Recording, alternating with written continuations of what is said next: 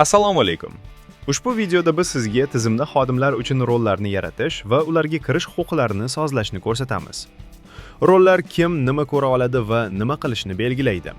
Bu xatoliklardan himoya va ma'lumotlarni nazorat qilish imkonini beradi. Har xil rollar bu har xil imkoniyatlar. Barcha rollar sozlamalar rollar bo'limida sozlanadi.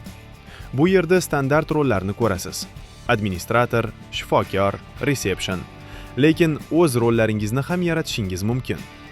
Yangi rol yaratish uchun yangi tugmasini bosing va tushunarli nom bering. Masalan, katta shifokor yoki kassir administrator.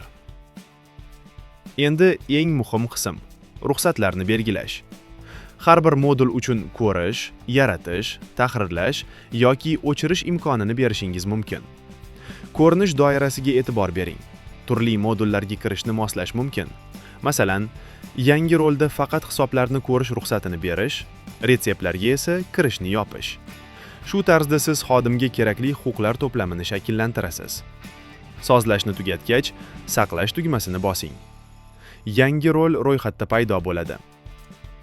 Ushbu rolni xodimga tayinlash uchun foydalanuvchi bo'limida uning kartasini oching va kerakli rolni tanlang.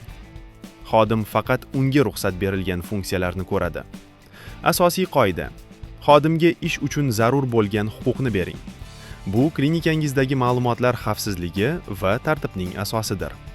Tizimni o'z vazifalaringizga moslang.